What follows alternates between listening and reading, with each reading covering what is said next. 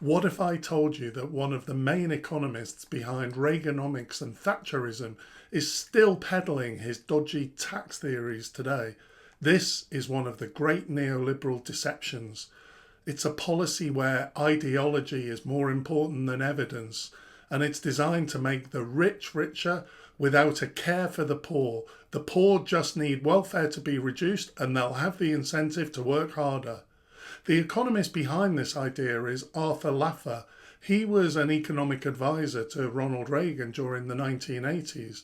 He's famous for arguing that tax cuts actually increase tax revenue and vice versa, tax increases reduce tax revenue.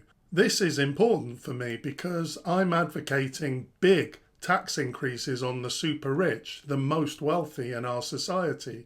I'm advocating for a dramatic increase in public spending and investment in the economy. But if Laffer is right, increasing tax won't provide an increase in revenue. He's very influential in right-wing circles. He's like one of the fathers of neoliberal economics. For those people who have a vehement opposition to government, taxes and welfare. The bad news for Mr. Laffer is that his ideas have been discredited. But in these days, snake oil can say snake oil on the packet and people will still buy it. This idea somehow endures. The logic of his argument is that reducing taxes creates economic growth and that this will increase tax revenue. However, there's now decades of evidence that there's no clear link between tax and growth. Laffer is still influential today. He advised the last Trump presidency and apparently he's in a short list of candidates to be chair of the US Federal Reserve. More than that, he thinks what Liz Truss did was a good idea. It's worth taking a closer look at Arthur Laffer and his hypothesis.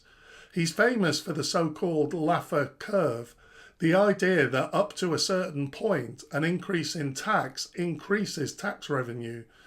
But Laffer claimed that there is a certain level of tax beyond which an increase will result in lower tax revenue. The argument relies on there being a strong correlation between tax rate and growth. And the idea is that lower tax will create more incentives for people to work hard, it'll create more growth, and the tax revenue will increase by more than the revenue lost by lowering the rate of tax. So what about the evidence on this?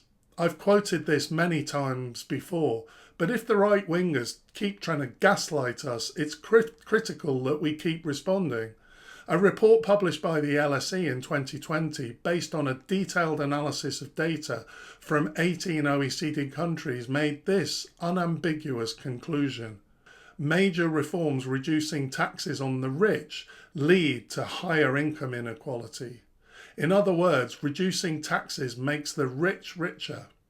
The LSE report also concludes such reforms do not have any significant effect on economic growth.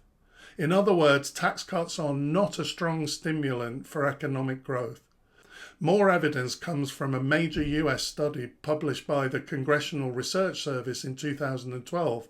It stated that there is not conclusive evidence to substantiate a clear relationship between the 65-year steady reduction in the top tax rates and economic growth. The study goes on to say that the top tax rate reductions appear to be associated with the increasing concentration of income at the top of the income distribution. In other words, it confirms exactly what the LSE research says. In addition, there's a press report that internal work by the UK Treasury in 2022 suggested that tax cuts have a low impact on growth. Laffer is now 83 and he's still spouting out the same old ideas despite all of this evidence. In the past week he did a big interview with the FT and he claimed that tax cuts expanded US output sharply. Of course, this is contradicted by both the LSE and US studies.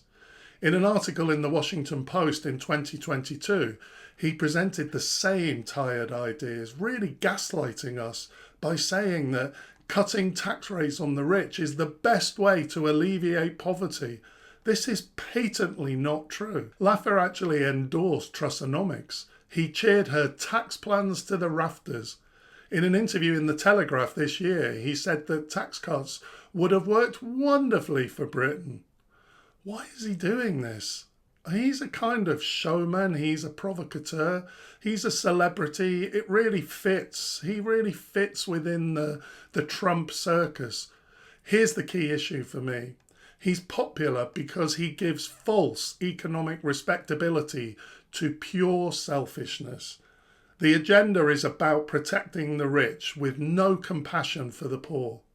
Another quote from the recent FT interview. When we transfer by taking from those who have a little bit more, you reduce their incentives to produce and they'll produce a little bit less. When you give to those who have a little bit less, you provide them with an alternative source of income other than working, and they too will produce a little bit less. The theorem here is just plain simple math. Whenever you redistribute income, you always reduce total income. The agenda here is clear. Don't help the poor. Leave the poor to it and they'll help themselves. Help them and they won't. In one of my recent videos, I talked about capitalism being rigged, that it's very hard for the poor to escape poverty, that we have such massive inequality in our economic system. We're at a place in economics and politics where truth doesn't matter, evidence doesn't matter. If Trump gets in, Laffer may be in charge of the US central bank. When the Tories lose the election, we can expect the Conservative Party to lurch to the right with a tax-cutting agenda. Laffer will no doubt be invoked. He's still held up as the neoliberal poster boy, the hero for right-wingers such as the Institute for Economic Affairs. But the poor won't be laughing. There's a desperate need to increase public spending, not just to give transfers, investing in health, education and infrastructure of the economy. That's how we bring about growth. I disagree with Laffer's points so much.